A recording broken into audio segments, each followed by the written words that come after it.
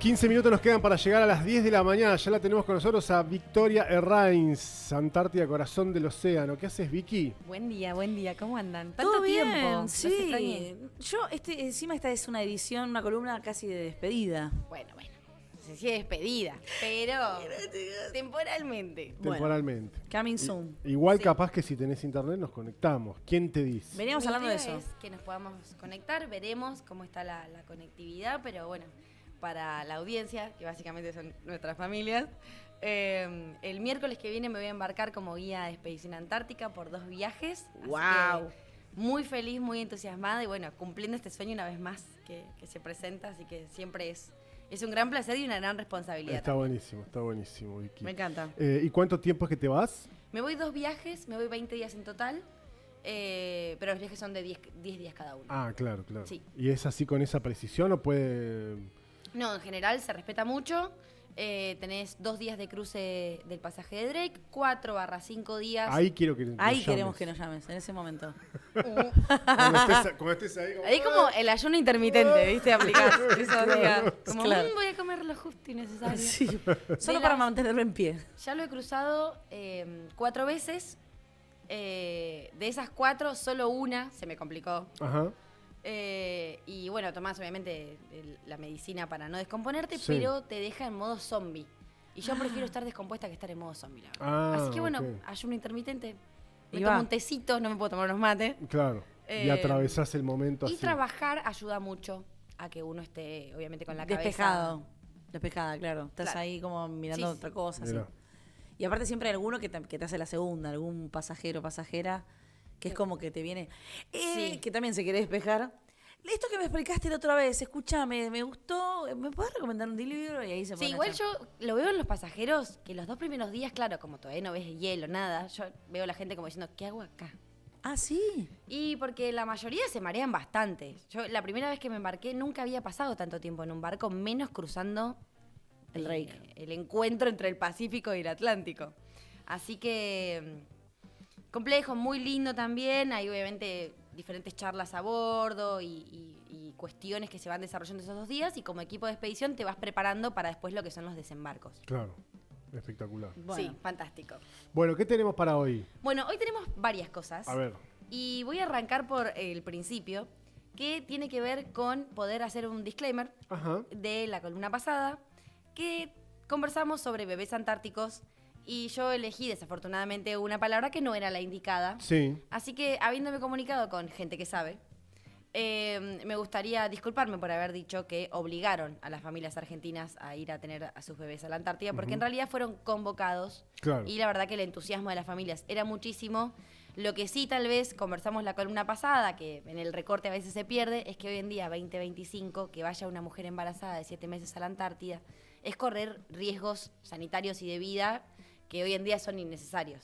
Pero que en ese momento se planteaban como una forma de hacer patria en el fin del mundo, el más fin de los fines del Sí, mundo. tal cual. Y la verdad es que las familias fueron súper entusiasmadas, dispuestas a correr los riesgos que sabía que podían llegar a correr, y fueron convocadas con muchísimo entusiasmo. Así que bueno, quería hacer ese comentario, porque terminamos Bueno, está muy bien. poniendo en palabras como, bueno, sí los obligaron, en realidad no, fueron convocados, participaron y todo, pero bueno, hoy en día, y gracias también al avance de la ciencia, de la medicina y de varias cosas que fueron sucediendo, no podría ir una mujer embarazada de 7 Claro, meses no. por todos los peligros que Claro, podría claro. correr. Bien, bueno. Así queda que bueno, aclarado. eso como primer punto. Sí.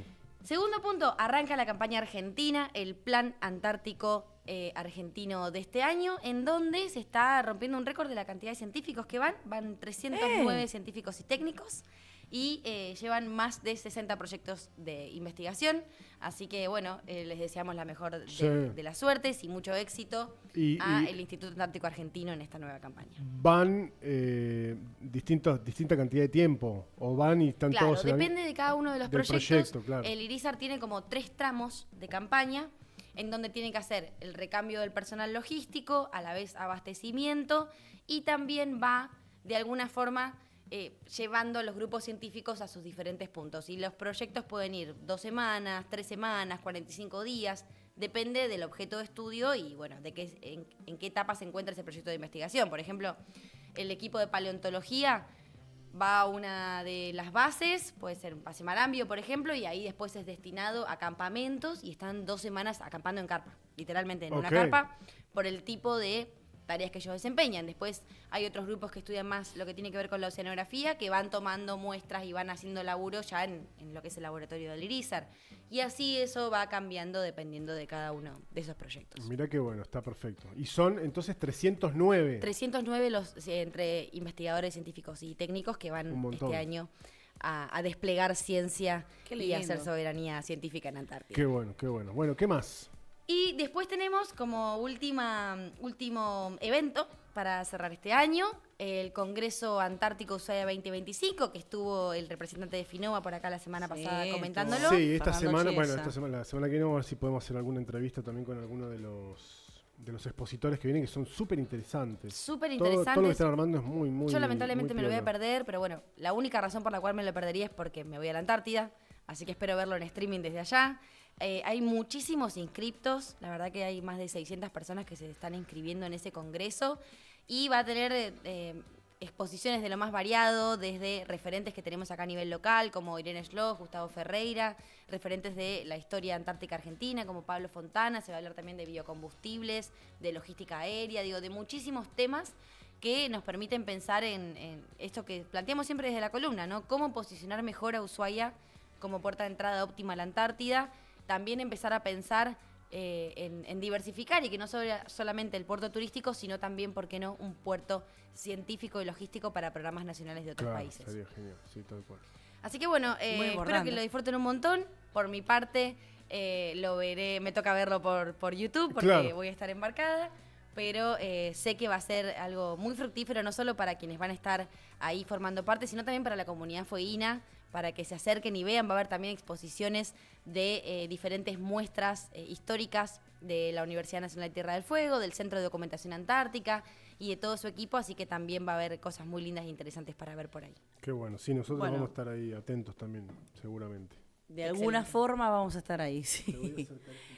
Probablemente, pero qué importante que haya un equipo que haya puesto manos a la obra en el asunto, ¿no? Porque se entiende que vos desde cada uno desde su lado, entiende que ahí hay no solamente un nicho, sino algo realmente fuerte para mejorar, pero además para preservar, porque de esa forma también se hace soberanía. Sí. O sea, si vos estás metiendo recursos y estás ampliando un poco, de alguna forma, la matriz productiva. Definitivamente, sí. Estás diciendo... Sí, son negocios de millones de dólares que no hace mucha gente, que la verdad que la mayoría están concentrados en Punta Arenas, lo que tiene que ver con el abastecimiento de los programas nacionales antárticos, que son 34, o sea, de todos los miembros que tiene el sistema de tratado, hay 34 que desarrollan, tienen sus propios despliegues antárticos de verano, bueno, también permanentes, pero es pensar también en un poquito por fuera de la caja fueguina, si se quiere, esto de que muchas veces en el resto de Argentina, en la parte continental, se dice que acá solamente ensamblamos cosas, pero después también tenés este dato, escuchaba el otro día y lo recordaba y decía, claro, tuvimos un rol muy importante cuando la pandemia, que acá se construyeron los respiradores que después se repartieron al resto del país. Sí. Entonces la capacidad de adaptación tecnológica que tienen las industrias fueguinas tiene un montón de tela para cortar, digamos, en todos estos temas, y por qué no pensar en que esa diversificación tecnológica puede estar 100% volcada a ofrecer servicios antárticos de primera calidad. También, claro. Bueno, ayer hablaba con alguien, hace un rato se lo comentaba a Caro, que había estado hablando con alguien vinculado al tema de la industria, y me decía, porque yo le decía, ¿qué le impide a Samsung, con todo esto de la apertura de importaciones, decir, che, ya no sé, acá aquí es Mirgor, fabrica Samsung, ya no me interesás, los voy a importar directamente. Claro. Y me dijo, mira, los coreanos están muy contentos con Tierra del Fuego porque la calidad de fabricación que tiene Tierra del Fuego es muy alta. Entonces me decía, el porcentaje de devolución que implica devolución del cliente. O sea, cuando vos ya lo compraste y algo falló, es del 1%. Nada. Y hay países que tienen 5 o 6%. Imagínate eso, además de la pérdida de guita, lo que es para la marca. O sea, es un deterioro para el prestigio de tu marca. Sí. Y acá estamos en el 1%, y eso tiene que ver también con... Hacemos mucho más que ensamblar, creo que es una gran oportunidad, y que tanto el sector privado se organice y se articule también con el sector académico-científico, creo que es algo que de alguna forma la ciudad estaba necesitando. Así que por mi parte lo celebro porque entiendo que tenemos un montón más para dar de cara a la Antártida de lo que estamos brindando hoy en día. Así que siempre es una buena noticia que haya más personas queriendo sumarse a la ola antártica, podríamos decir. Bueno. Pero hoy el tema que vamos a conversar, que lo estuvimos charlando con Juli, la cara de productora. pícara que pone. Ay, sí, es que este tema me parece fascinante porque uno no se imagina que este tipo de cuestiones llegaron hasta estas latitudes polares tan inhóspitas y donde durante muchísimo tiempo no tuvimos población permanente. Pero hace, sí, podríamos decir un poquito más de un siglo, las Islas Georgias del Sur fueron protagonistas de una revolución bolchevique. ¿Bolchevique? Sí, así se autodenominaron los trabajadores de lo que entonces era la Compañía Argentina de Pesca, con el eslogan Balleneros del Mundo, únanse. No me digas, ¿en serio? Sí, por supuesto. Y trabajadores balleneros del mundo, únanse. Y establecieron la primera república bolchevique fuera de Rusia. En enero de 1920. Alucinante, me parece. El mambo de los chabones. Perdóname. Eran todos hombres, ¿no? Convencidos. Sí, ¿y esa era una empresa argentina? Bueno, vamos al principio.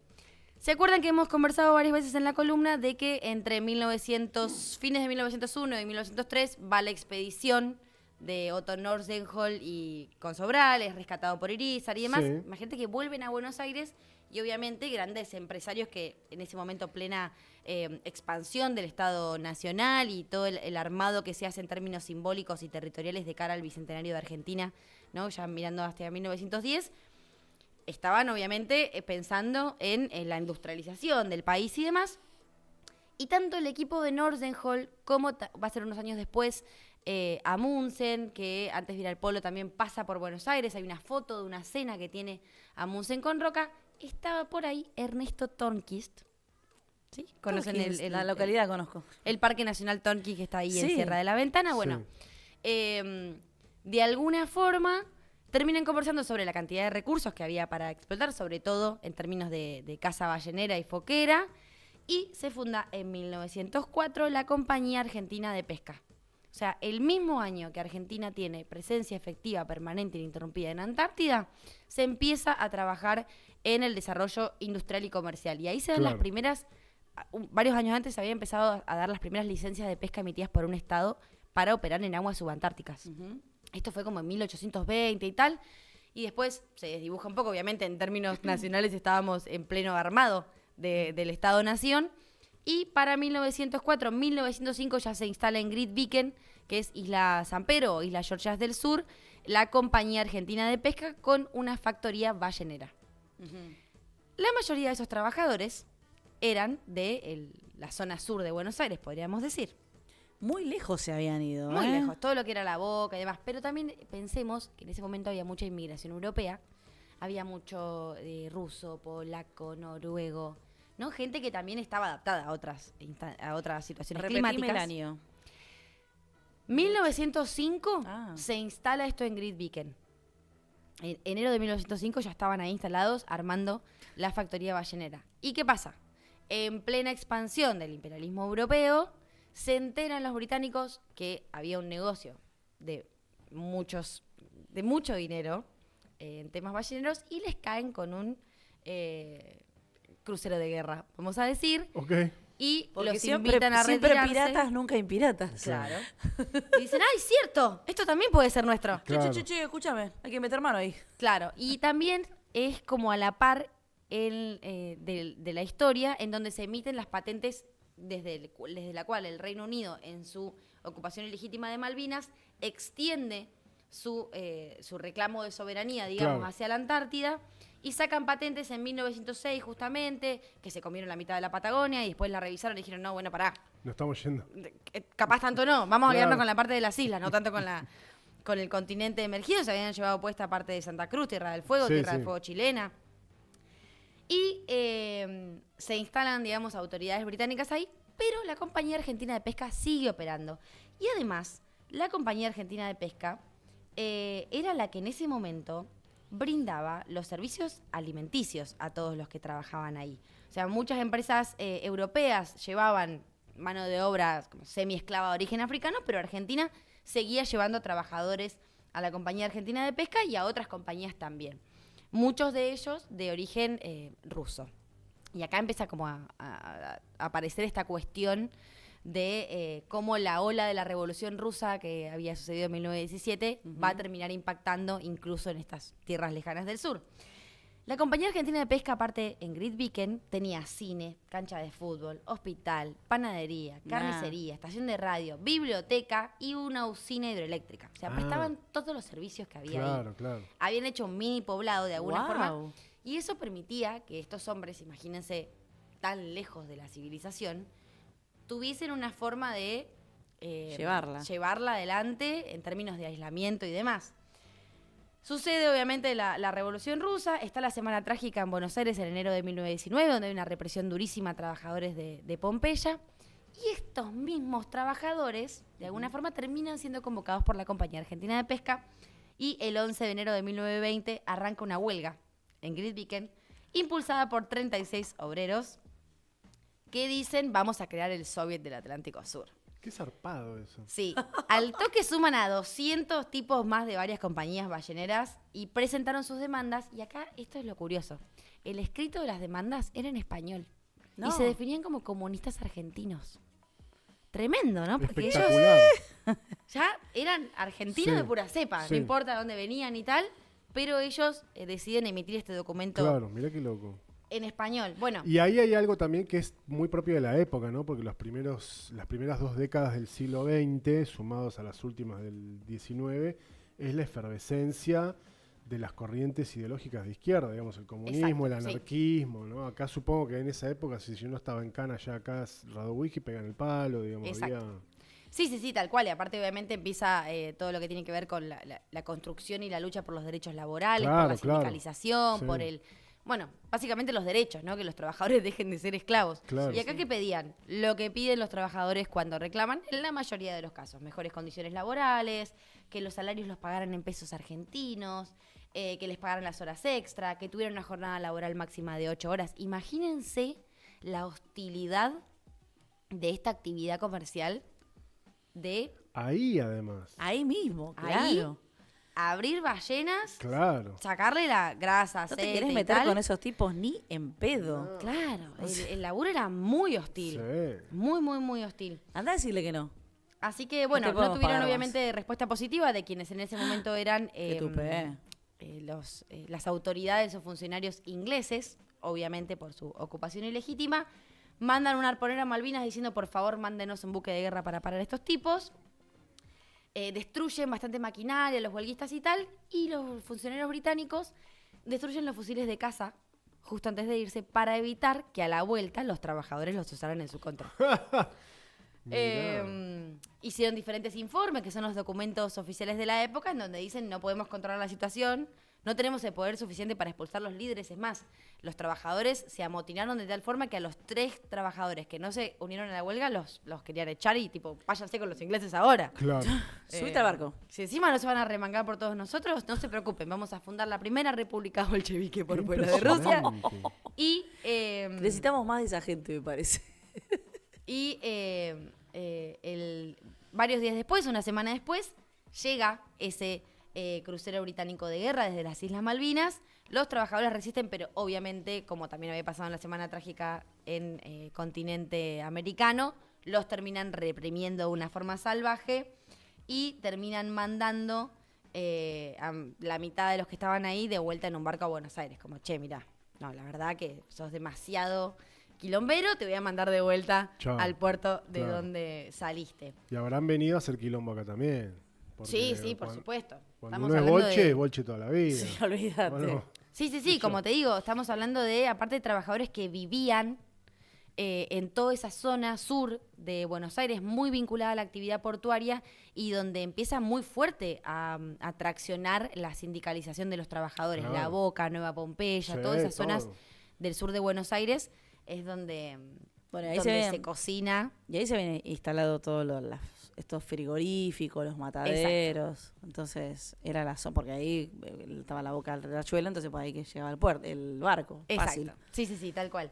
Bueno, entonces esa es de alguna forma como arranca la Compañía Argentina de Pesca, que después sigue trabajando incluso ahí en Grytviken, que presta muchísimos servicios a las diferentes campañas antárticas argentinas. Y bueno, obviamente después en 1948, cuando se prohíbe la caza de ballenas en uso comercial, años después termina obviamente dejando de ser rentable el negocio. Claro.